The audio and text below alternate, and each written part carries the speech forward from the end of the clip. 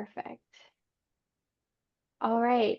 Hi, everyone. Welcome to our 14th Let's Talk Ghost Gear webinar focused on ALDFG impacts on marine life.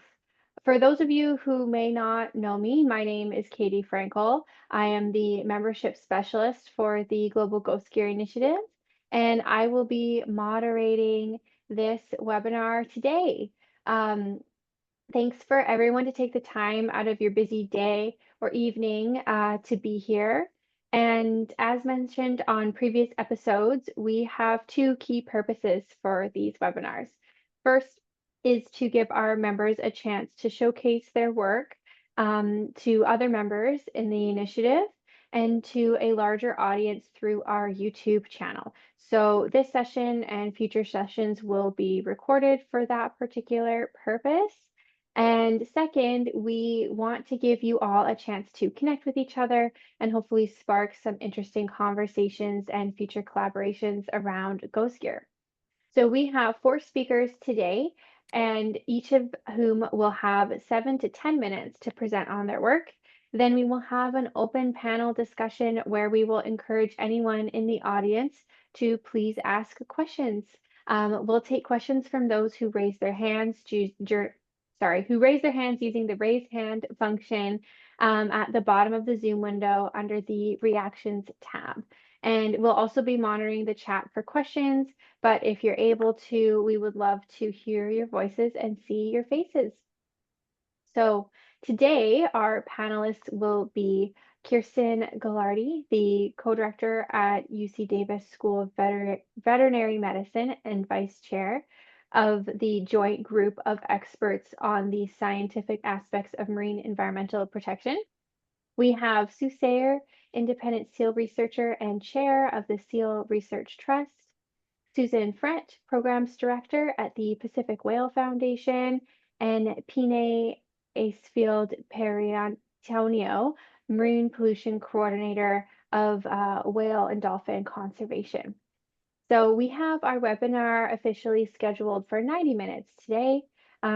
So again, I'm going to keep our panelists to keep your presentations around 10 minutes to leave us time for questions and discussions. And I will let you know when your time is up and we move on to the next speaker. So that is all from me. So I'm going to pass our mic to our first speaker, Kirsten Gilardi, right after I share my screen. Okay. Oh, so Katie, you're going to advance slides. Yes. Okay. Yes, that's the plan. Everyone. Nice to see some familiar faces. Thanks for the invitation to be here today. I'm kind of surprised you're starting with me because I'm gonna suggest that we have hopefully I've posed some questions that'll be good for our discussion around this topic of ALDFG impacts on marine life. So yeah, thanks for inviting me. I guess, yeah, what else do we need to know? I think that's kind of what I want us to think about and talk about. And of course, we'll be hearing from the other panelists. We'll be sharing a lot of information about impacts. But maybe we could all kind of keep in mind or think about, given what we do know about impacts, what else do we need to know in order to do something about the issue of ghost gear? So as Katie mentioned, I'm at the UC Davis School of Veterinary Medicine, where I direct the Wildlife Health Center. The Wildlife Health Center, it's a research service and teaching unit of the vet school. And at the Wildlife Health Center, I started and still run the California Lost Fishing Gear Recovery Project. I'm also a vice chair and a working group chair in the as part of the joint group of experts on the scientific aspects of marine environmental protection, also known as GISOMP. And it's an independent advisory body to UN agencies. And I chair a working group on ocean-based sources of marine litter, which I'll talk about in a couple of minutes. So maybe next slide. As mentioned, so GISOMP is this independent advisory body. I chair the working group 43 on ocean-based sources of marine litter. And I'm telling you this because the perspectives I want to share, the questions I want us to be thinking about, really come from my perspective as both the chair of Working Group 43 at CASAMP and also as running the California Lost Fishing Gear Project. But currently, just as a quick overview, the purpose of this working group is to really be looking at primarily fishing and shipping, but also other ocean-based industries as sources of ocean plastic. We produced our first report, Reports and Studies 108, which you can get off of the CASAMP website, and are about to issue our second report by the end of this year, early in 2026. And our terms of reference for the second report from the Food and Agriculture Organization have really been around analyzing trade-offs between, economic costs and ecological costs of recovery of fishing gear, both costs and benefits of recovering fishing gear and fads. We've also done a deep dive on elements that should be included in a monitoring program for ALDFG or ghost gear, and then to look at potential causal links between illegal, unreported, and unregulated fishing and ALDFG. So again, we will be issuing that report later this year, and hopefully I'll make sure that Triple GI has a link and can get that out to members when the time comes. So next slide. Again, my perspective is coming also from my experience now going on 20 years of running the California Lost Fishing Gear Recovery Project. We modeled this work very much on the work that was underway up in Washington State, where they were very successfully working in close collaboration with commercial fishermen to remove abandoned, lost, and discarded fishing nets and traps from Puget Sound in the Northwest Straits region. So I essentially duplicated, copied what they did, adapted it for California. We've run the organization or the program on a combination of state and federal and private funding. We too have worked directly, contracted with commercial fishermen. They're sea urchin harvesters, so they're divers by trade, to find and remove ghost gear. And to date, I don't have the exact number, but it's well over 175 tons of gear have been pulled from California's coastal ocean, most of it from the Southern California Bight from that Point Conception south. And we're in the midst of doing some data analyses and not final reporting, but sort of mega reporting on the project to sort of mark our 20th anniversary. So keep an eye out for those as well. So again, that's where my perspectives come from. Next slide, please. So I guess I would argue that I don't think anyone in this call would argue that abandoned, lost, and discarded fishing gear is not one. It is one of the most impactful forms of marine debris. I think we all agree on that. There's no question. Next slide. So I guess my question is, I can corroborate this. I mean, we've documented a lot of impacts in California. Thousands and thousands and thousands of invertebrates, including target resource species, lobster, Dungeness crab, dozens of seabirds, lots and lots and lots of live and dead fish and sharks, and specifically done a ton of work with the lobster fishery and released more than 1,400 live lobster from about 1,500 traps. So that's averages about a lobster a trap that we pull out of the water. So clearly this gear has an impact on target and non-target resources, and we've documented that in a small way here in California, but this kind of documentation of impacts is happening around the world by all the different programs that are engaged in fishing gear recovery. Next slide. So I guess I would argue, what else do we need to know, and what else do we need to know to make change? If you could click, please. What do impacts of ghost gear have on marine life that actually costs fishermen? Next, and click again, please. And what does it cost ocean users? I feel like that's the impact data we need in order to make change, because I think it's the ocean users that need the information and who are in the best position to make that change if they have the data they need. Next slide.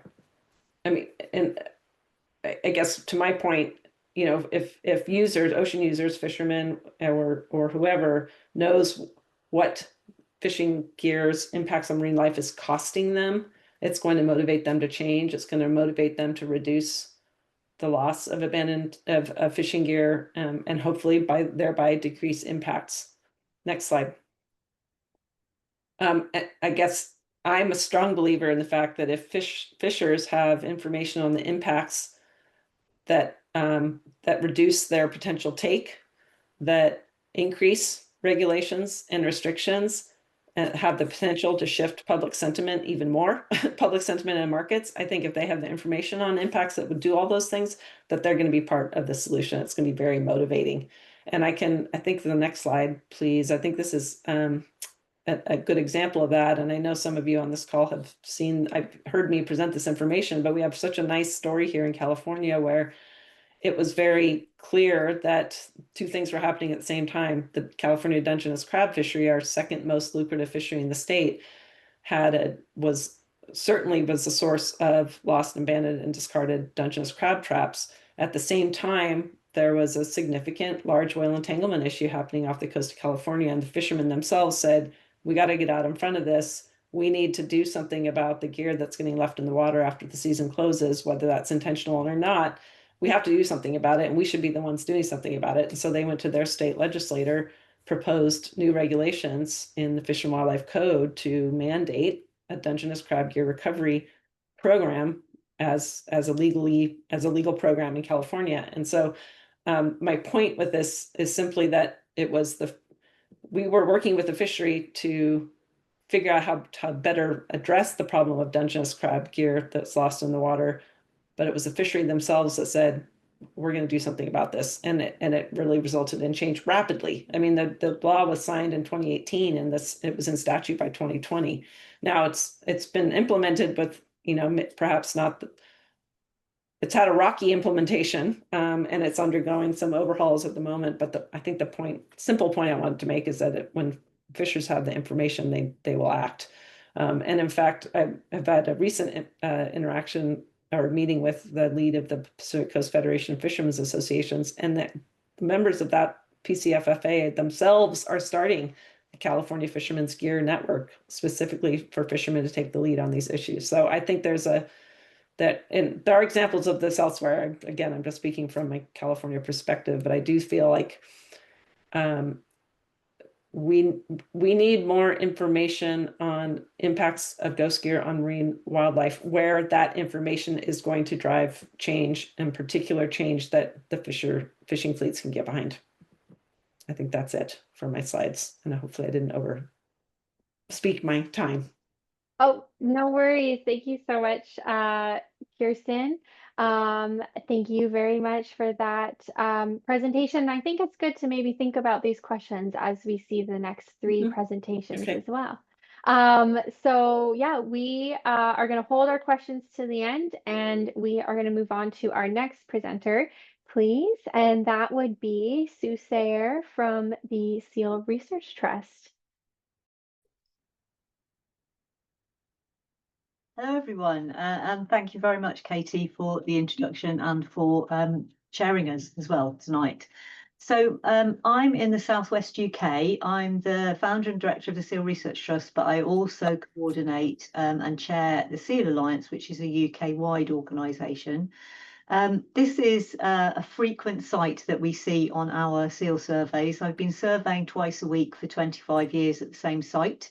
We now have a group of other people who survey all the way around the Southwest region, doing the same things, mostly surveying once a week, sometimes surveying a lot more frequently than that, and sometimes every day, and sometimes multiple hours every day. But this is a common site for us. So I'm going to talk about the issue of entanglement on our globally rare grey seals that only exist in the North Atlantic. I've just put a little sticker on that photo. I just want to highlight, people always think that I'm stood over these animals when I'm taking these photos. And obviously I'm not. I'm, like 70, 80, 90, 100 meters away on a remote cliff top. So the seals aren't actually aware of my presence at all. So we always put stickers on our photos to explain that. Next slide, please, Katie. So I just want to explain a little bit about what we do and how we build up these stories. So basically, we're a long-term citizen science photo ID project. Photo ID is our USP. And just in this photo, there are two seals that were seen in March 2025, and both of them were first identified in the year 2000. So we're able to build up life histories of animals on our patch from their unique fur patterns and our photo ID work, which is independently, retrospectively verifiable. Anyone can come and ask us, give us a date, and we can show them the IDs and get them to either agree or disagree. Next slide. So life as a seal is rather challenging. They live in wild oceans over which they have no control. I always find this a challenging concept. This is a huge, great big stormy sea. There are a few seals appearing. They're really tiny compared to the waves. The waves are coming in at different directions. And of course, the Atlantic Ocean is getting less predictable, and it is an extremely complicated and interconnected environment. Next slide.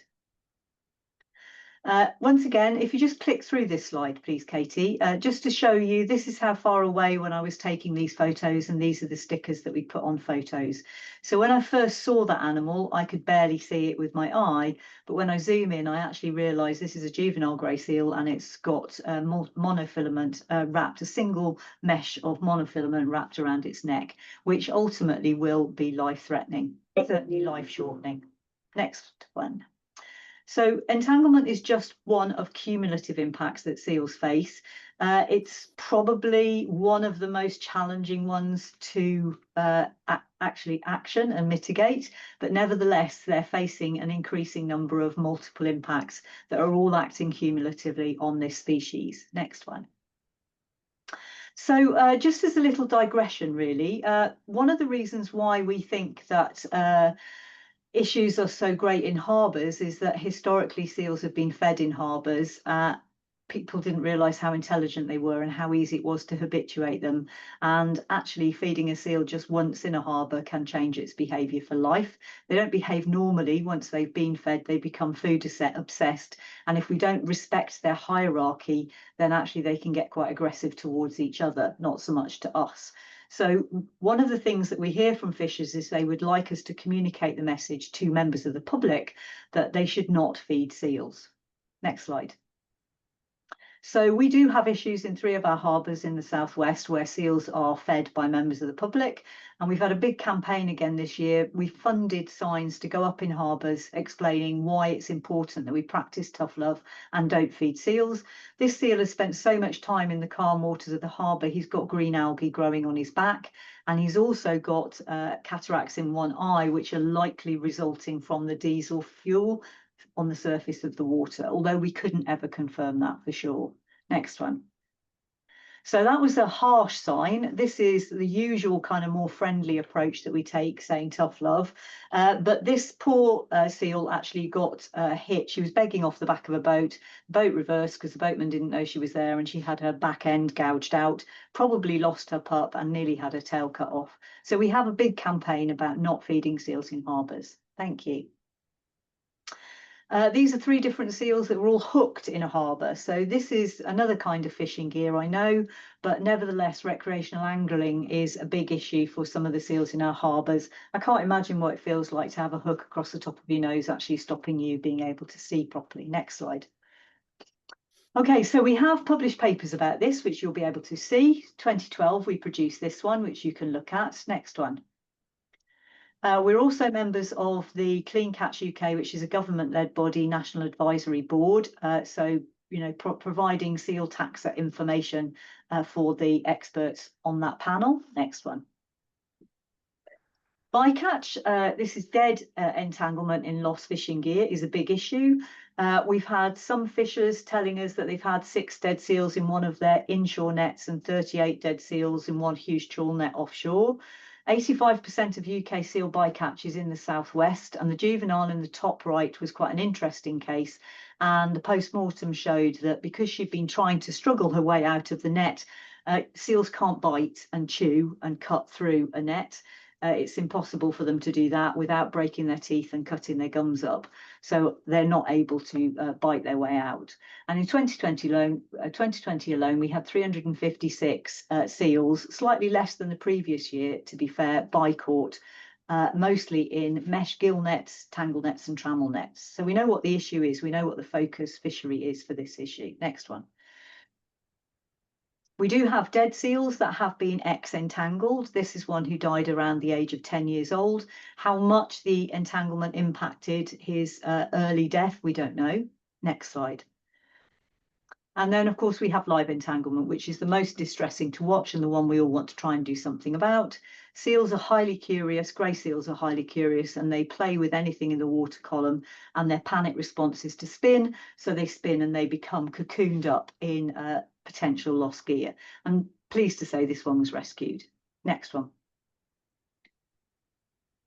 So to summarise our data on entanglement from 2011, when we really took a big focus on this issue, between 2 and 4% of all the grey seals that we record have had some form of previous or current entanglement. Often it's difficult to tell whether they are still ex or currently entangled, which is why we have both categories recorded. And we had 10 plus entangled seals recorded in a single survey twice in that year. If you look across the bottom, we can photo identify the different individuals, and I hope you can see that in 2021 we had a peak of 134 different entangled animals. That's now down to 82, which sounds great, but actually that could just mean that lots of them have died. Next one. Okay, so these are 3 different entangled animals. The one on the left I'm going to talk about a lot more. A young, probably juvenile male that's difficult to tell, and then a female on the right-hand side, 3 in 1 survey. We've had up to 23 in a single survey in previous years. Next slide. So this is Legs. This is a seal who became entangled in 2019 in the top right photo, really loose mesh. Within 3 weeks, it had cut entirely through her cross-collagen, really tough fibre skin. And then you can see in the top left, by 2021, 2 years later, she had an absolutely horrible, hideous wound with a big pink lesion. Next photo. This is the most gruesome photo. This is her seal calendar. She was entangled in January 2019. She's still alive in 2025. We haven't been able, with British Divers Marine Life Rescue, to rescue her. This is a significant and ongoing welfare issue. I don't know what's happened. I don't know whether she had an abscess that burst or whether she scratched that lesion off that she saw, but she had skin and flesh hanging from her neck on this particular day, which was pretty hideous. Next one. Okay, so some of them are lucky though. So Legs has been unlucky. Nanette's been very lucky. So this was in January. She was rescued. Next one. So big effort by British Divers Marine Life Rescue. They managed to capture her in a net. They were cutting the monofilament from around her neck. Next slide. This was what was taken off her, a tiny amount of monofilament gear, and even that's life-threatening. Next slide. And she was released. 17 days later, she was seen 25 kilometres away from her rescue site. And the next slide shows that 8 months post-rescue, she was still alive and thriving and doing well, which is great. So hopefully she will survive now. She also looks very fat, and that's one of the things that we think happens post-entanglement is they suddenly have a growth spurt. Next slide. This was a very interesting case. She was thought at post-mortem, because unfortunately, despite being rescued, she didn't survive. During post-mortem, she was thought to be around a year old, given the size of her skull, but our photo ID work showed she was already 4.5 years old. So we think what happens with really severe chronic entanglement is that it stunts their growth. Then they have a growth spurt if they're released, but it stunts their growth. And this animal also had hepatic amyloidosis. So the chronic inflammation had produced toxins that had meant that her liver was in a very bad state, and she wouldn't have survived even if she had, been successfully, as she was successfully released, she couldn't have survived. Okay, next slide. I'm going to whiz through. It's not just fishing net, it's plastic toys as well. Next slide. So we have a campaign about flying rings, asking people to use solid discs. Next slide. We also have industrial paint tin seal lids, plastic. Next slide. This seal was rescued, which was really great, which is fab. Next slide. But we also have these brand new ones. We don't know what these are. These seem to be some sort of industrial rings. So all sorts of things are entangling seals. Next slide. So just to finish off, Lucky Bunting joins all the dots. Katie, if you motor on through, please. So basically, this seal was rescued from a trawl net. We followed her all the way through. She had 6 different boyfriends, which was quite fascinating. Next slide. And then she carried on surviving all the way through 2019. Next slide. And this is her with her first pup in 2020. Next slide. Next pup in 2021. Next one. 2022 pup. Next one.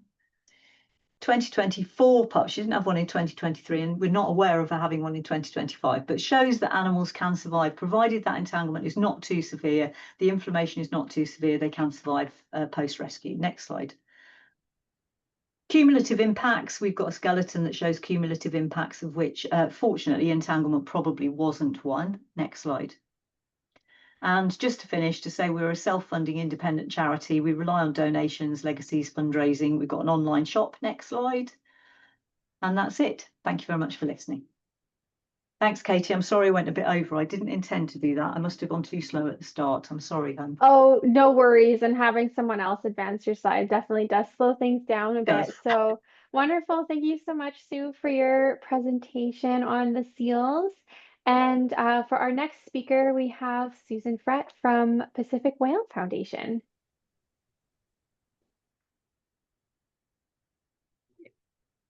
Aloha. I am Susan, Programs Director at Pacific Whale Foundation, and I'm happy to be here today to talk about our marine debris removal efforts at Pacific Whale Foundation. Are you hearing me okay, Katie? Okay, great. And I'm also going to be sharing some of the impacts that we've seen to marine life here in Maui. Next slide. So to start off with, this is me with a couple of my awesome team members here at Pacific Whale Foundation. And we are in front of our marine debris container that's filled with the large-scale commercial fishing nets that we retrieve around Maui. And when this shipping container is full, we send it over to another GGI partner over on Oahu, the Center for Marine Debris Research, where they do research and analysis on the contents of the nets and have determined that the largest amount of nets that are coming into Hawaii are from Asian commercial trawl fishing.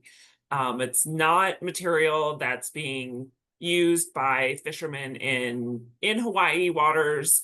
These are all coming in on the currents from, the open ocean. And sadly, this container, which is a 20-foot shipping container, was stolen from our harbor about a month and a half ago. So no one ever would have thought that a shipping container can be stolen in the middle of the night, but just goes to show people will steal anything if they can. So that put a dent in our efforts, but we're working on getting a new one. So next slide. So while we also lead community cleanups and offer resources for volunteers to conduct individual cleanups, today I'm going to focus on the two types of debris that have the largest direct impact on marine life in Hawaii. So the type 1 is shoreline recreational-based fishing debris. And we've been collecting this debris via scuba diving. And a lot of Hawaii recreational fishers actually use the practice of slide bait fishing, which is shown here in this kind of graphic. And it leaves a lot of lead weights, hooks, fishing line, and associated tackle on the reef as part of the actual fishing practice. The weight actually goes down into the reef, and then the hook is up in the water column. When the alua fish, which is what they're targeting, takes the bait, it actually disconnects from the line that's in the reef and leaves all that behind. So even if the fisher goes fishing, never catches anything, they're still going to have to leave that stuff behind to reel back in their gear. So this really shows that what we really need is either dedicated funding to continually remove this stuff from the reef, or we need to find a better way for these fishers to do their fishing practices. And we're actually trying to have some conversations with fishers to change this kind of fishing gear. Next slide. So the type 2 that we really find a lot of is those commercial conglomerate fishing nets, largely from Eastern Asian countries.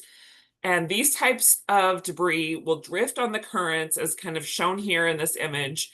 And a lot of it is like within the garbage patches. When those kind of oscillate closer to Hawaii, all of the marine debris kind of removal partners across Hawaii will start to see a lot more uptick in the amount of debris that's coming in. We have a statewide hotline with a phone number and an email that people can respond, and everybody gets the alerts. And so we just start really getting a ton of these responses, which is great that the public is starting to learn what to do when they see these kind of nets, so we can get out there and respond. Next slide.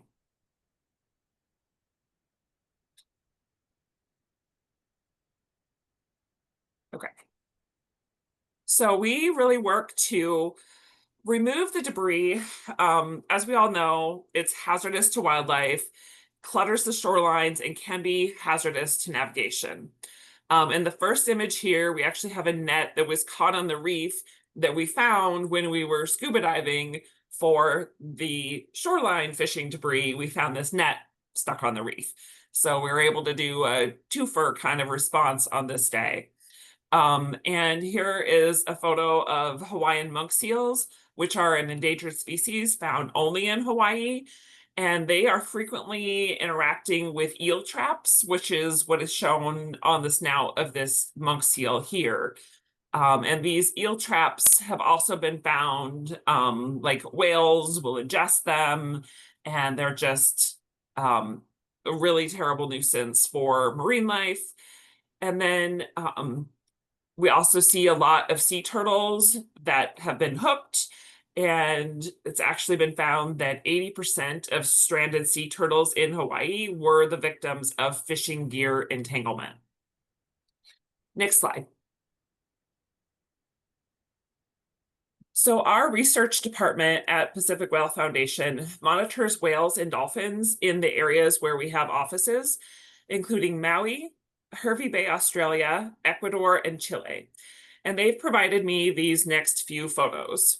Here we have a melonhead whale that is actually has fishing line wrapped around its dorsal fin. Next slide.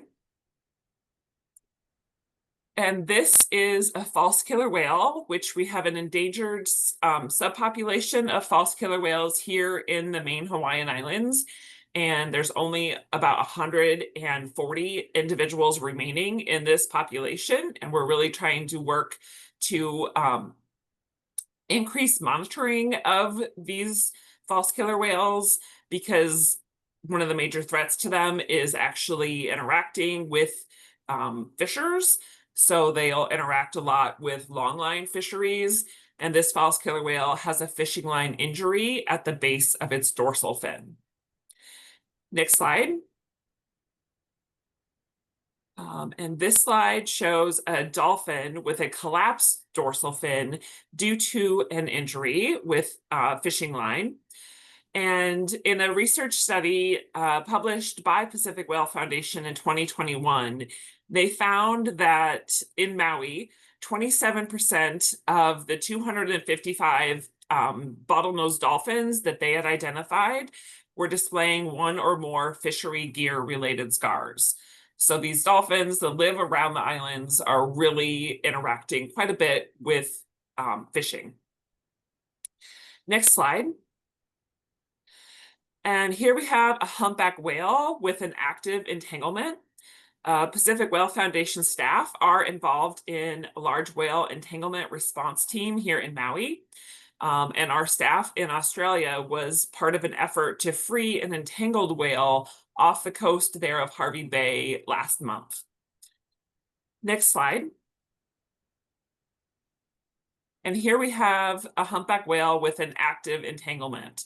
Last season in Hawaii was actually a record number for entangled whales during whale season, which runs from December through about early April here in Hawaii.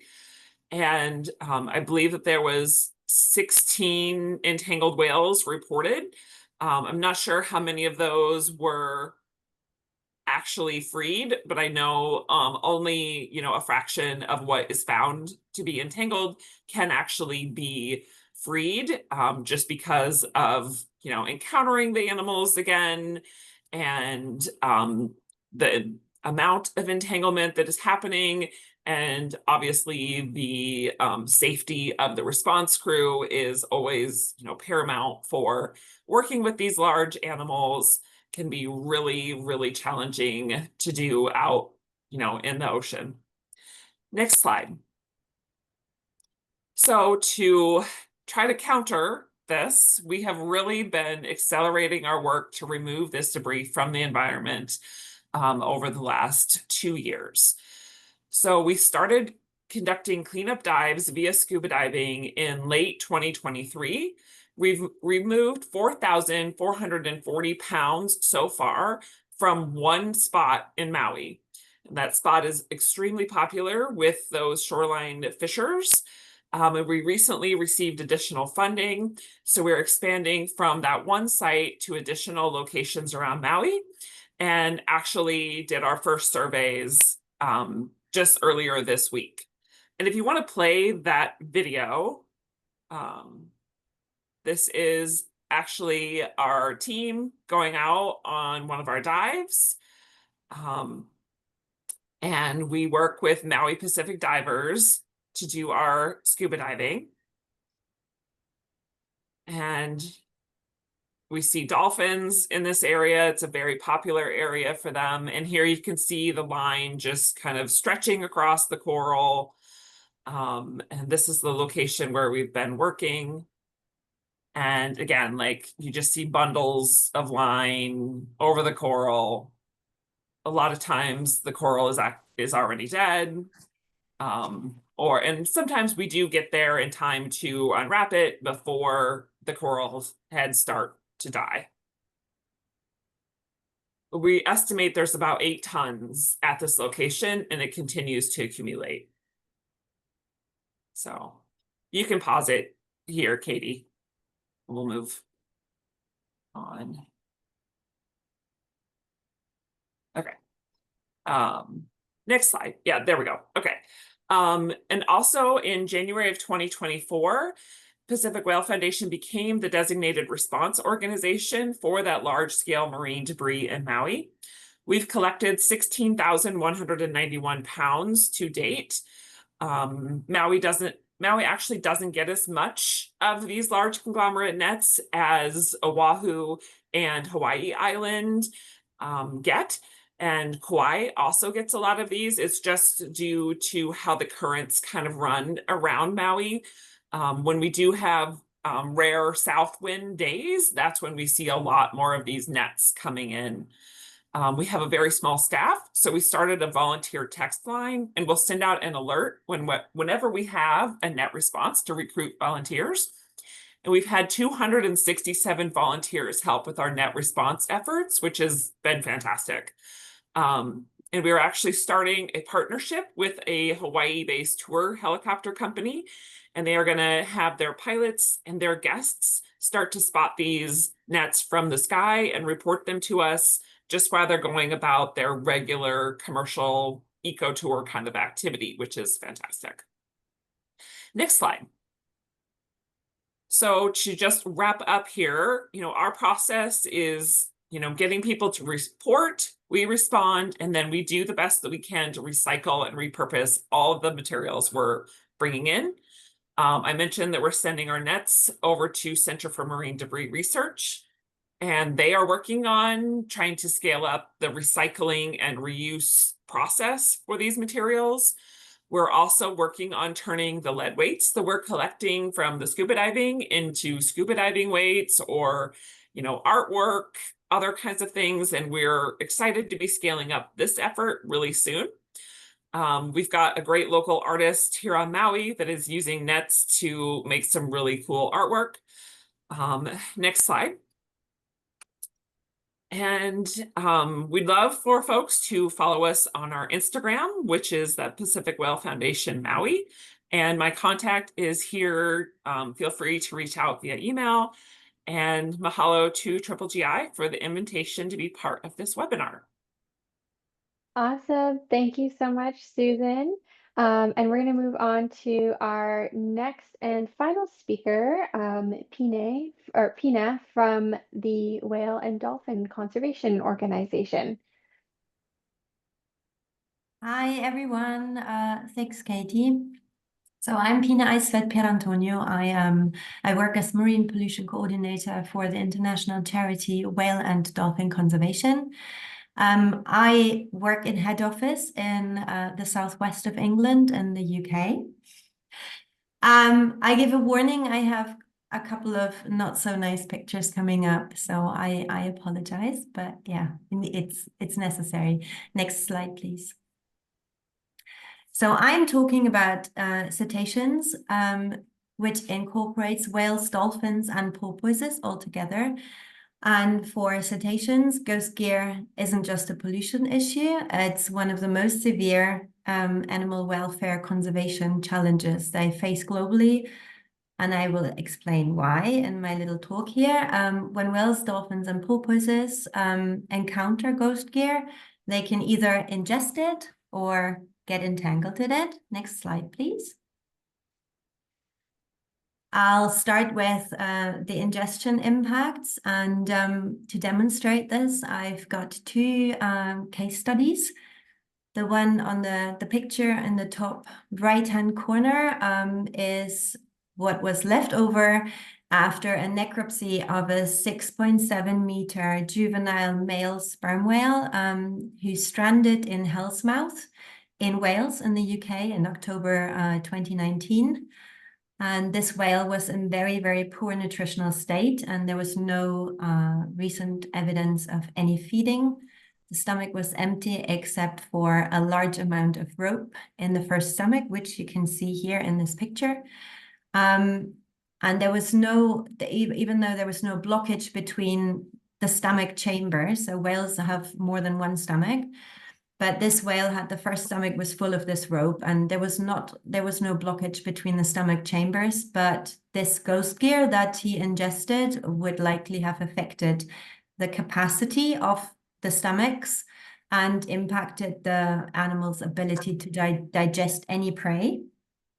This was found out by pathologists we have a very good strandings program in the UK, and they look at strandings like this when we have sperm whales that shouldn't be where this one came up. The second case study I want to present you is on the bottom right-hand corner. This was a 14-meter male adult sperm whale who stranded on the Isle of Harris in Scotland in November 2019.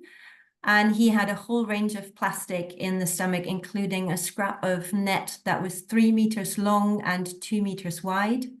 He had 3 bundles of fishing rope and fragments of rubber gloves and rubber tubing. And that all together came to a total of 100 kilograms in his stomach. There was no evidence that all this had been impacted or obstructed the intestines, but it could have caused an acute colic or similar discomfort. So his digestion was definitely compromised. So when we talk about ingestion impacts, fishing gear is designed to last. And so when it becomes ghost gear and is ingested by a cetacean, it can lead to the blockage of the digestive tract, which then prevents the passage of food, leading to starvation. It can cause internal injuries. So if they're sharp or rigid fragments, they can puncture or lacerate the stomach and the intestines. It can obstruct and lead to gas buildup in the intestines, which causes buoyancy issues for the animals, making it very difficult to dive and therefore to feed, which could then also lead to an increased vulnerability to other threats like ship strikes, for example, or disease or bycatch, because they will be in a weakened state by then. It also reduces the nutrient absorption because the intestines and the stomach will be inflamed, ulcerated, or partially blocked. It can cause a loss of appetite in the animal because they have a false sense of satiation because the stomach is full with indigestible material.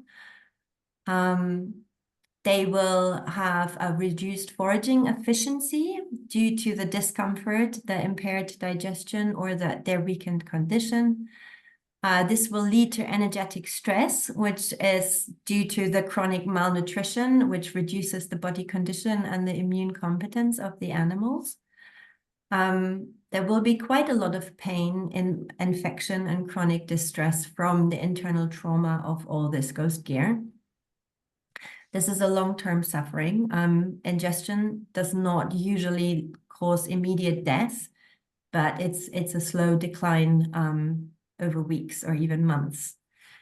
Ghost gear also has a problem of chemical leaching. So the ingestion introduces the plastic additives and absorbs the pollutants into the tissues that are surrounding the intestines.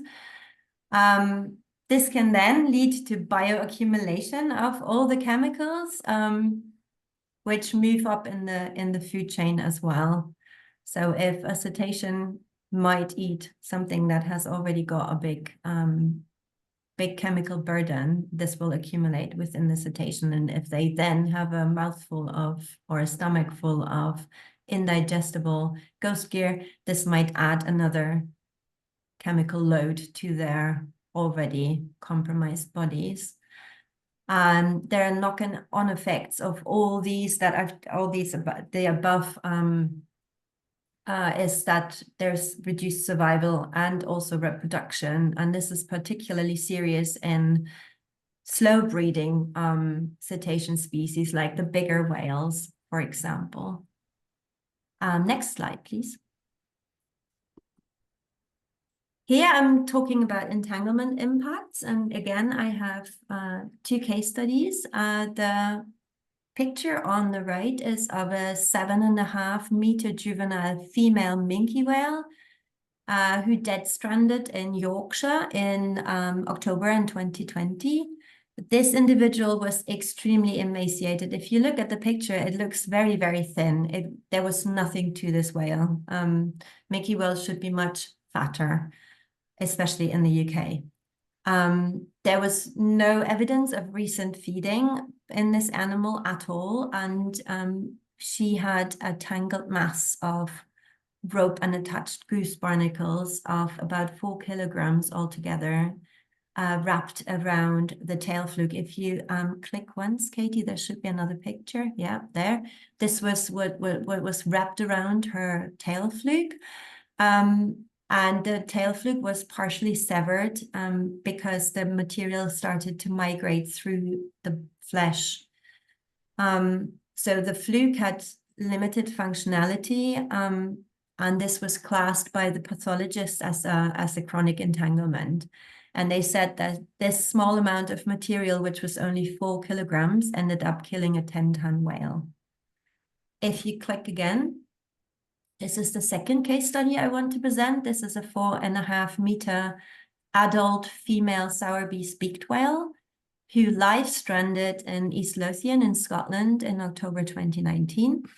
And she had severe trauma to the right pectoral fin and large areas of skin loss from the flank and a loop of very thin green cord embedded around the neck. And she had been entangled for long enough that the cord had worked its way through the skin and blubber layer into the underlying muscle layer. And there were some places where the skin had actually grown over the top of the rope. In other places, there was a very deep tissue infection and abscessation. And this piece of rope also had goose barnacles attached.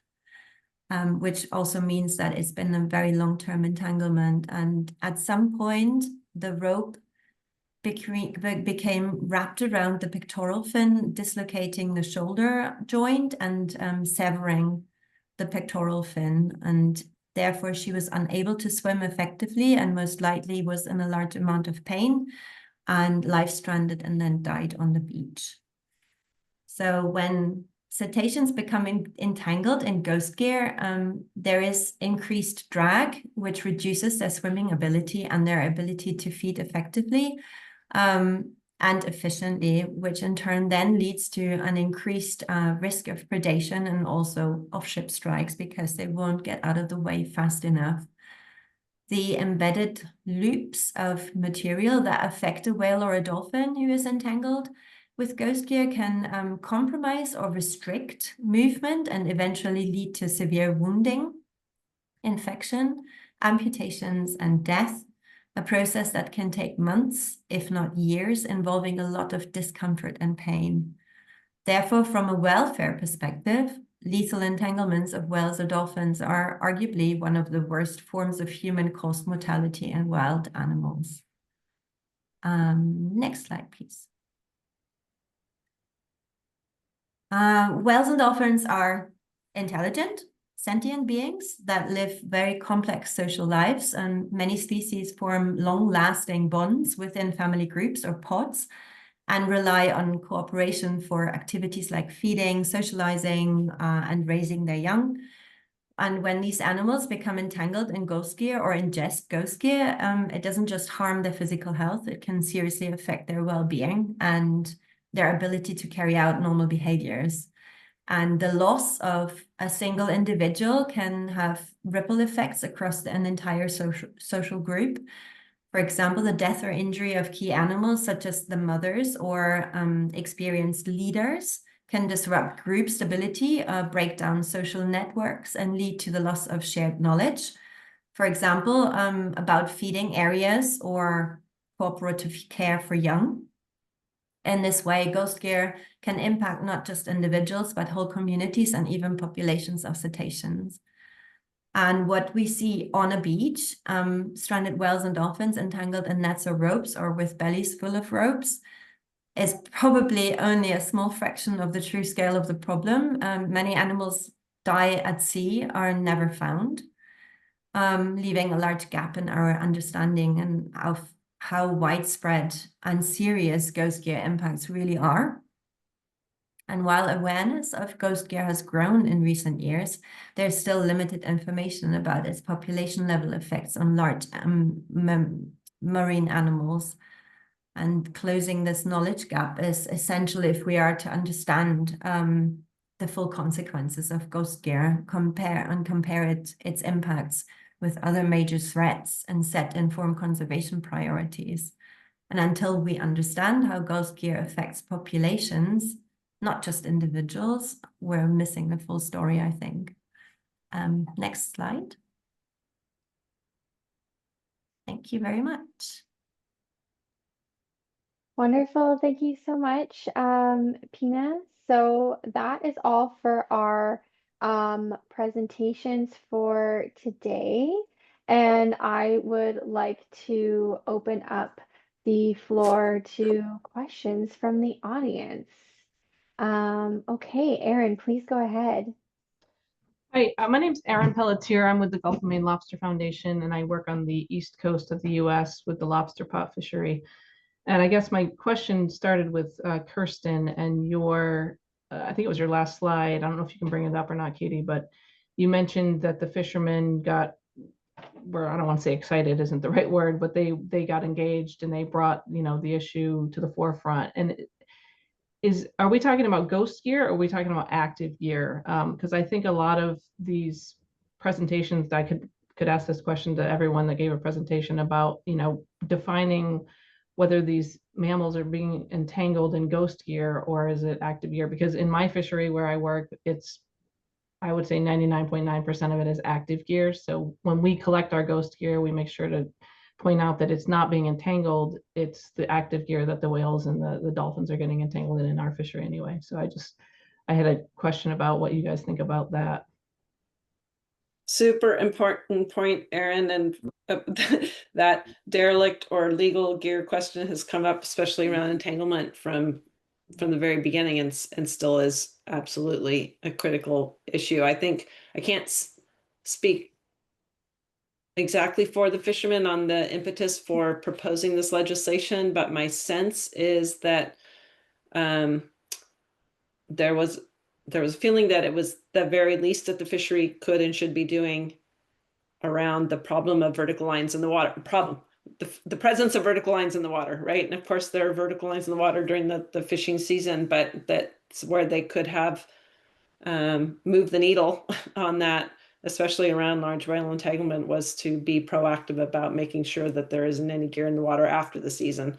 And just for all of your awareness, probably most of you know, but our California Dungeness crab fishery is now has been significantly curtailed in the last several seasons, including this upcoming season. It's just been announced that the season opener will be delayed in the state because of the number of large whales migrating off the coast and the contiguous that areas where fishermen are placing their traps are exactly where large whales are migrating. And so the fishery is not opening on schedule because of that reason. So yes, there's a recognition that gear in the water is an entanglement hazard. But I guess I feel like the fishermen thought we should take responsibility for the gear that's still in the water after the season, and that's what we need to get that out of the water. So to the extent how much that is contributing to entanglement or whether it's the legally deployed gear, that wasn't really part of it. I think it was mostly just wanting to take responsibility.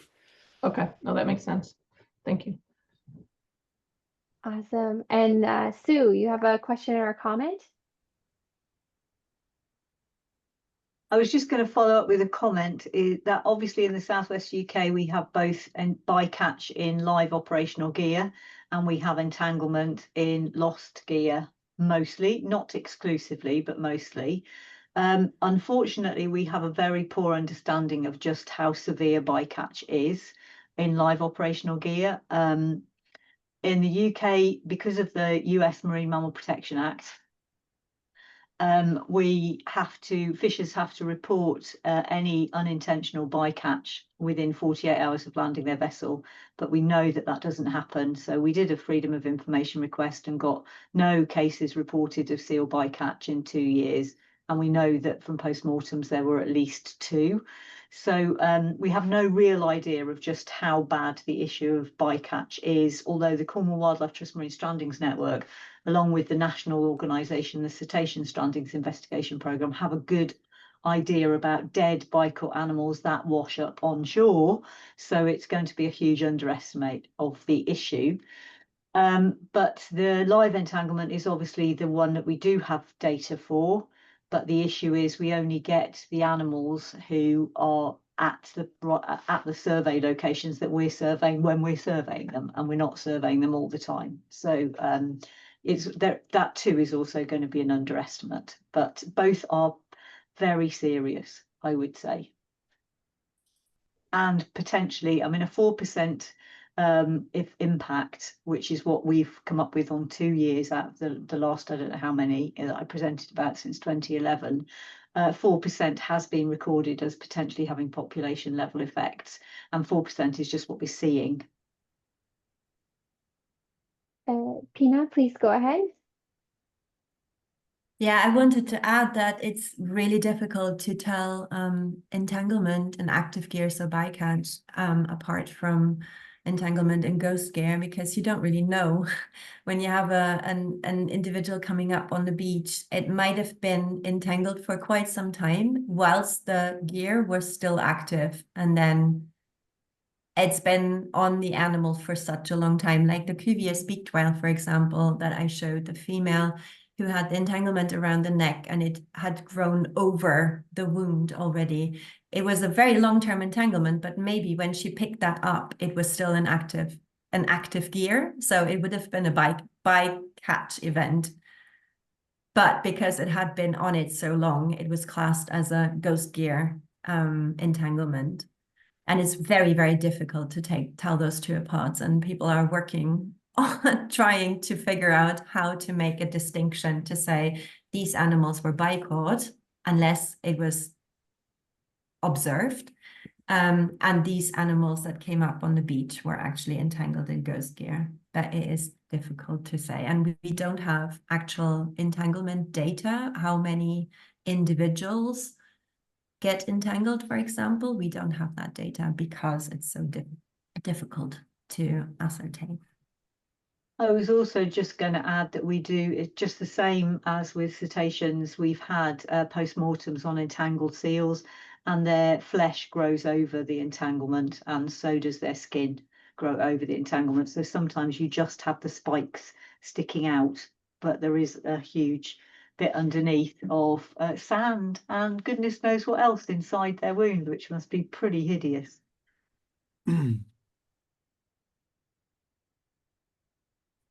Wonderful, thank you. And it looks like we have a question in the chat as well. Mafalda from CMDR is wondering, for all of the speakers, are there any actions in your areas that help incentivize proper gear disposal to reduce the likelihood of ghost gear, or other activities to intercept ghost gear before it impacts wildlife?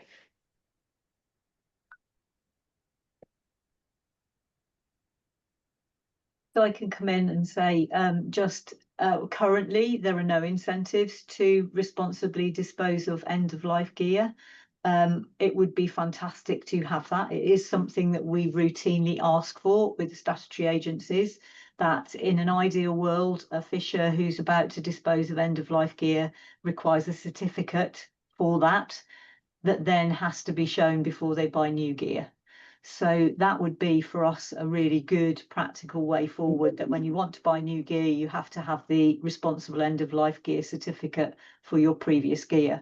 I did once ask a fisher how much of your gear gets lost in the sea, and after thinking for a split second, he said 100%, which is terrifying, and it just shows how much lost gear will be in the oceans. But then that was a good 12 years ago, so hopefully things have got more responsible with proper disposal of end-of-life gear since, but I was really shocked at the time. All right, and I think it was Pina, you were next to respond. Yeah, in the UK, there are no incentives, and sometimes there's even a they get disincentivized because rather than using the berthing fees or harbor dues that they already pay because they want to come into the harbor, to also get rid of the gear when it comes to the end of life, they are asked to pay an additional fee because it's classed as commercial waste. And so the fishers either leave it in the harbor when nobody's looking, and then the harbors have to deal with it, or they leave it out at sea and lose it. And so there is no incentive at the moment. And as Sue said, we're always asking for, you need to incentivize the fishers to really get rid of it in the proper way. Difficult because nobody wants to pay for it. And Kirsten. Yeah, I would agree with everything that's been said. I think there's a woefully ports around the world are woefully short on waste reception facilities, making it easy for ocean users and people with their boats and harbors to properly dispose of any waste, let alone fishing gear. I mean, plastic cups, plastic water bottles, all of that. There's just at least in my opinion, but also based on some of what we've learned, there's very, very poor waste reception facilities. I do want to, shout out, and I don't see him here in the audience, but there is a company here in California, Bureo. Most of you probably are aware of it, but they're doing a lot of work with fisheries to reuse, recycle, upcycle end-of-life gear. I've worked a lot with fisheries in Chile and now doing so here in California, and have a facility for making it easy for fishermen to do final disposition of end-of-life gear with the company. So there are those kinds of options for sure, but not, I think just generally speaking, a dumpster, a big garbage dumpster in a harbor gets filled so darn fast with everything that and once in a while you'll see an old net in a dumpster here in California, but no, not very often. They're just not, harbors are not set up for dealing with it. Just really short-sighted, I think. Thank you, Kirsten. And David, I see that you had your hand up as well. Yeah, I just wanted to say there's a chap called Rob Thompson in the UK who's set up, his company's called, Odyssey Innovation. And I thought he had set up a fishing gear collection scheme in the UK. I certainly saw a container of his down in Penzance last year. So I think, the fishermen are being encouraged not to dump the nets. I think the next step is to find a way of rewarding them for doing so. I think we're looking at opportunities in some countries around the world where we could take the fishing net and combine it with other plastic waste to produce plywood replacement or some other materials that could be used on land that has a commercial value, so that people get a positive feedback, as it were, rather than a penalty for not having done so. But I was just wondering whether people in the UK were aware of Odyssey Innovation. Yeah, we are aware of Odyssey Innovation, and they're doing great work. There are other setups like Odyssey Innovation setup. So Odyssey Innovation is on the south coast of the UK mostly, and they work through Exeter Council. So they found some local authority to help them with the recycling and with the collection of the waste fishing gear. And it's getting more and more, but it's not incentivized by the government, for example. The government. Yeah, there's no reward, is there? It is, but well, there isn't a reward for the fishers. It just means that they're doing the right thing, and it's good that it exists. But I think the government needs to do quite a bit more. And at the moment, the government isn't interested in fishing gear or ghost gear issues. Yeah, we're nagging. We're really nagging. Sue, please hop in. I was going to say as well, Rob had to show an incredible amount of determination to get any system set up in the first place, considering the barriers that he faced. I did discover, actually, coincidentally, David, last week, that he's also recycling from South Wales, which is brilliant. He's got a container in South Wales, which is fab. But it was really, really hard work in order to get any of that set up. What's great is there are also small companies who are doing, commercially collecting, recycling, and then producing new products as a result. So I'm sure Pina knows about Waterhall as well, which produce sunglasses and other plastic materials from recycled fishing gear. But we just need it to become the norm for fishers, every fisher, to responsibly dispose of their gear, rather than just those who are willing to do the right thing, or people who are doing beach cleanups or underwater dive cleanups as well, because we have those too.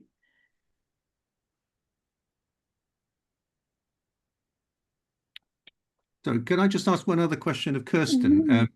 Clearly, there's an enormous amount of fishing gear that's being collected in your part of the world, and I suppose Sue Sue Frett as well. Is there any evidence that the net is breaking down at all in the ocean, or is the concept that it'll be around for 1,000 years still holding true? Great question. The plastic does not. It may break up and fragment, and we certainly have recovered fragments of whole nets. We've recovered whole nets. It comes out of the water looking like it could probably be reused. So it's not that they don't disintegrate. The plastic lasts a long time in seawater under all kinds of conditions. So I think, to your point, and Sue, I think you pointed out in the chat that you were saying we still don't really have a good handle on the degree to which ghost gear is contributing to the ocean microplastic burden. Absolutely right. It's in the grand scheme, the global scheme, where does ghost gear as a contributor to ocean plastic fit in relation to single-use plastic bottles getting washed down rivers? Where does it fit with, plastic pellet cargo shipping containers going overboard? Where does it fit with a lot of things? But there's no question that anything that's plastic that ends up in the ocean lasts a long time and very slowly disintegrates. And when it disintegrates, it's producing microplastics, and they become nanoplastics, and the nanoplastics are making their way into our brains. So that it's absolutely that it should be part of the conversation. But I think the conversation of today is really around, I think, those very visible and very documentable impacts of the macro debris of the gear itself on marine wildlife. But certainly that's a downstream effect that we should be thinking about as well. It's like, okay, and while it is drowning and entangling animals, and including fish that we want to fish, it's also contributing to the ocean plastic burden. Okay, no, thanks for that. Yeah, I was just gonna add that, we see like pieces of nets are in those conglomerates. It's just so many kinds of different things. There's big pieces of nets, ropes, buoys, all of that in these net conglomerates. And then when we're diving, while we're trying to untangle all this fishing line, the longer it's down there, the more easily it breaks up. So there's little pieces of it everywhere. And like, as you're diving, you're trying to grab the pieces out of the water, but you can obviously only get what you can see, and what you can catch while you're diving. So definitely all of that, it's breaking up into little pieces. But yeah, it's another like huge impact on marine life that isn't as visible to the naked eye, at least. Yeah, hello, thank you.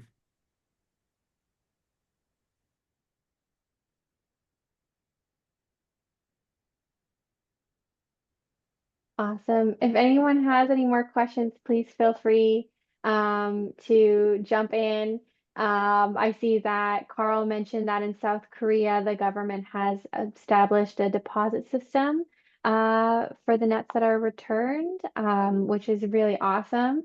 Hannah mentioned that's something they've been working on for a really long time. So really excited to see that came about.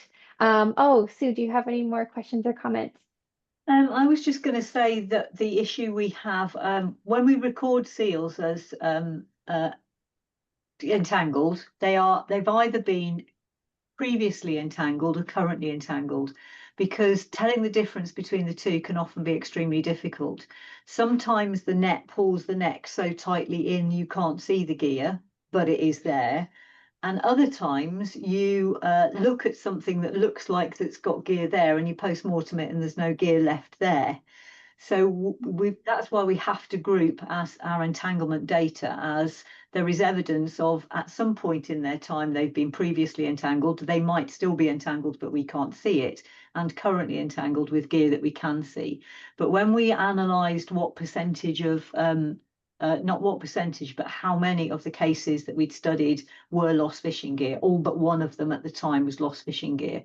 I'm actually quite worried about the fact that I think that number would be lower now, because I think there are these new forms of entanglement that are coming out, and I think industrial entanglements are actually going to be quite a big issue as well, although I appreciate that's not really for this group.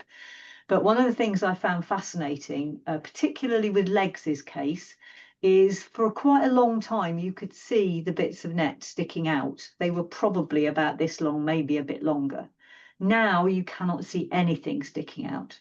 So why is that? And what I think happens is seals fall out on land. The only thing that degrades the plastic that's in the monofilament net is sunlight. So if the seals spend quite a lot of time on land, those bits of net that are sticking out degrade.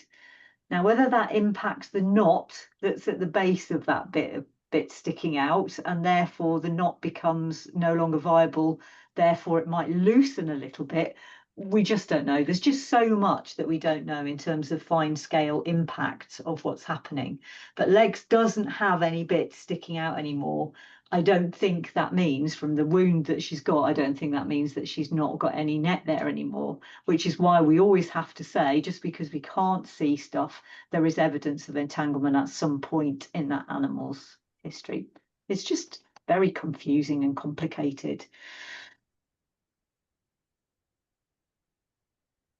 Kirsten, please go ahead. Thanks. I was scrolling through the chat and I just wanted to address the question from Samara about what was the approach with the government to create public policies or laws on this issue. I think, you know, here in California, we have a representative government, so the fishing fleet in at one part of our coast went to their state lawmaker and said, this is an issue we care about. You represent us. Please, will you propose legislation that will require our fishery to address abandoned, lost, and discarded fishing gear? And so that lawmaker was moved, clearly motivated by a wish that was expressed to him. It was a man to propose a bill to the state legislature, to his fellow lawmakers to pass. And so I think that I just want to make the point that I think it got traction at that level because it was the fishers themselves that came and said, well, first of all, Dungeness crab fishing is a big, important part of the economy of that part of the coast, and the coast is known for it. And here are the fishermen themselves coming to their lawmakers saying, can you please do this? It's necessary, and you're in a position to make a difference. And so I guess a short answer to you, my long-winded answer to your question could be a much shorter, and just say, it's grassroots. It takes people on the ground who have the experience and the passion to then start working their way up through whatever the governance system is in the country. I'm not saying that's easy at all, but that's how it worked here in California anyway. Well done. Can I just add a quick piece onto that? And sorry to be off camera. I think just on the government piece, obviously for Triple GI we have our member governments as well. So if there are opportunities in areas where you see gaps or opportunities to kind of strengthen the governance around ghost gear management, as has been flagged during the webinar today, please come to us with those ideas and thoughts, because there may be connections that we have with our government members or something that we can start to help push that needle in that direction. So definitely encourage you to share that information, thoughts, ideas, recommendations for any governance ideas or ways that we can help strengthen that and raise that with our government members and alike as well.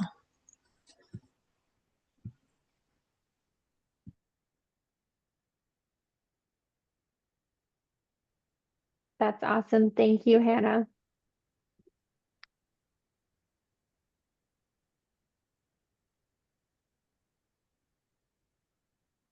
All right. Are there any more questions or comments from the audience for any of our speakers?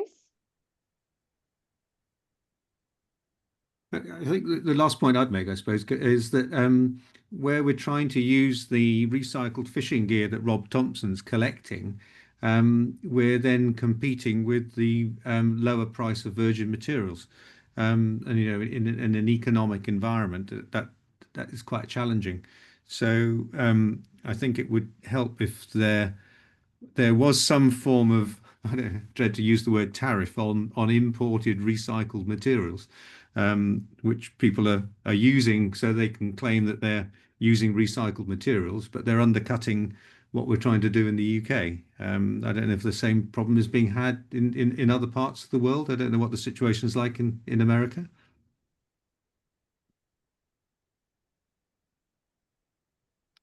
Can anyone make a comment?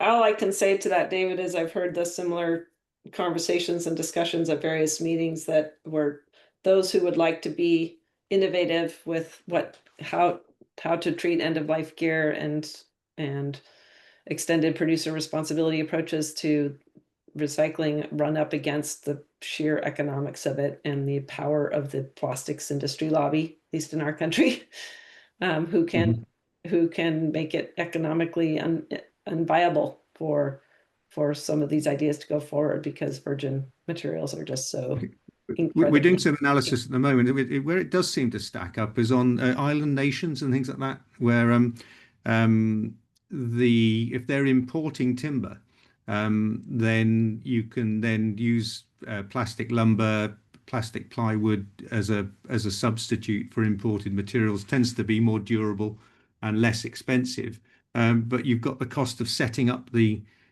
operation in the first place, which we can run into millions of dollars. But I think that's where we can see some future, because then there would be an incentive for collecting the net, and the fishermen actually not losing it, making sure they bring it back if they're going to get rid of it, hand it in for some form of a reward, and a share of maybe a community project or a cooperative, that sort of thing. So lots to look on that. Okay, I see raised hands from Sue, Mafalda, and Sarah, and I'm not sure who was first. So we'll use the honor system. I think maybe Sue was first to raise her hand. I think that Mafalda and Sarah might be responding to David's point, so I'll shut up for a minute. Okay, great. Mafalda, please go ahead. Thank you so much. I'll turn my camera on. Sorry, guys. I'm actually here with a lot of derelict fishing gear in our warehouse. David, to answer your question about the price difference between virgin and recycled, here in Hawaii at the Center for Marine Debris Research, we work with Susan Frett at Pacific Wild Foundation, as well as Carl Berg at Surfrider Hawaii, and partners all across the archipelago to collect marine debris, and we're trying to recycle it into infrastructure products like plastic lumber, for example, so that we don't have to import timber, and we can create long life infrastructure products. So be it bus shelters or decking or fencing, signposts and things, using all of this waste, school furniture, all of this waste that washes up around Hawaii, but we face those exact challenges. Virgin plastic is so much cheaper. The cost of setting up this infrastructure is so high. Warehouse prices in Hawaii are so expensive, and then all the permitting and everything. And so we need a lot of support. Right now in America, there's not a lot of federal support for the action that we are doing. And so we're hoping that we can have commercial, industrial, private support to do this. Maybe some of these big petrochemical companies want to do good and would want to invest in the work that we're doing here to try and recycle this, because right now this all goes to incineration or to landfill or gets shipped off island. And so we want to turn this trash into local treasures, but there is that huge hurdle, which is competing against the very cheap virgin plastic and the very high cost of all the machinery that's required for it, but we persevere. And we also have our bounty project where we work with the Hawaii Longline Association. We pay them $1 per pound to retrieve ghost gear out at sea when they're out fishing as well, to try and incentivize them to bring gear back to shore so we can recycle it, as well as local non-longline fishers to try and clean this up and turn it into products. But there is this huge hurdle, which is the cost of it all and trying to compete. So we would definitely need more government support, not just in the US, but all around the world, to help kickstart these innovative projects that are doing local good with this trash. Well, you're doing a marvelous job from what I hear. So what we need is the government to sort of set a zero tax and zero business rates and things like that on the sort of recycling activities, that sort of thing. Absolutely. And to quickly answer Carl, yes, all of this needs to be very well tested to make sure that there's minimal human health impact of recycling, and trying to do what's best for the environment at all times. So we really want to scrutinize all processes that we have so that we don't create more damage than's already being done. Fantastic. Well done. Thank you, Mafalda. Sarah, please go ahead. Hi, David. I just asked my colleagues on a separate chat which organization you are from. It sounds like you're a new member to the Triple GI, so welcome. I am wondering if you know of other examples on other islands where those types of facilities that you'd mentioned have been developed. So we were looking at the Seychelles because they've got an enormous amount of nylon 6 that comes ashore, and gill filaments and drift nets and stuff like that. And they're struggling to find something to do with it. I know some of it gets processed back in the US, in fact, into pellets, which can then be recycled. But the global footprint of that is quite large. So what we would like to do is to find a way of using that material, combining it with other plastic waste to produce products that can be of commercial value in the local area. This is why, as you say, plastic lumber, any timber replacement, plywood replacement, that sort of thing, helps to preserve forests while also producing a more durable material in the long term, and local employment, and all the other benefits. But I think one of the issues is that when you look at the business case, can you guarantee you're going to have X 100 tons of this stuff coming ashore every year of a particular type? That's not certain, but you do pretty much guarantee the plastic that's in the domestic waste stream. So if you can find a way of combining the two, then that should provide you with a business case that's durable for an investor.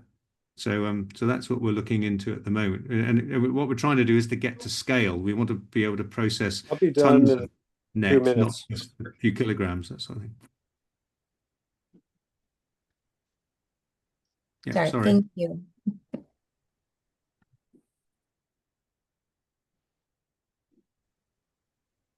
Sue, please go ahead. I was just going to say that actually for me, this is part of a bigger issue with the fishing industry. We know that there are multiple impacts of the fishing industry on the marine ecosystem. And one of the things we've been calling for repeatedly for multiple years is that when we get new entrants to the fishing industry, they need marine ecosystem training. So currently they have to compulsorily train for navigation, safety, maintenance, all of those kinds of things. What they don't have to do is train in the marine ecosystem. And unless they understand, and let's face it, a lot of us didn't learn about the marine ecosystem at school. So there is a complete lack of knowledge at base level for people, and those working in the marine ecosystem need that knowledge.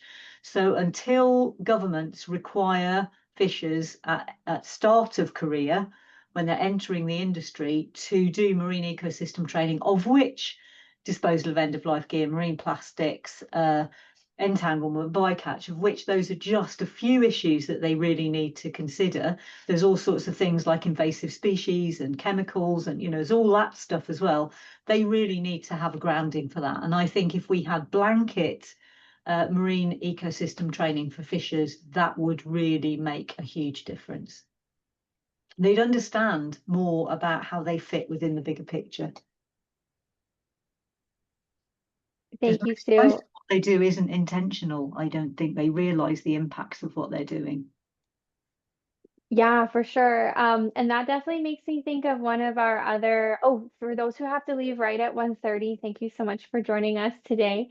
For those who have a couple minutes for me to ramble a bit more, Sue, I just wanted to bounce off of your idea. We have a member in Greece called Analea, and they do something very similar to what you were just talking about. They work with fishers in Greece to help provide education and training around marine ecosystems and cleanups. I mean, you might already be familiar with them because you're much closer in the world to them than I am. But yeah, they're doing some really interesting programming. So if you wanted to learn more about that, I'm happy to make that connection. Awesome. All right. Does anybody else have any final questions or comments before we head out for the day?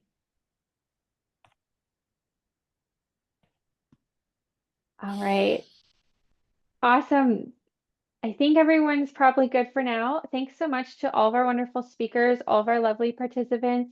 And if anyone, wants to get in touch with anybody on the call, just shoot me an email and I'm happy to facilitate an email introduction. All right. Well, we will see you all later. Have a good rest of your day or evening, wherever you are. Thank you. Thank you. Bye. Bye. Thanks, everyone. Thank you. Bye-bye. Bye.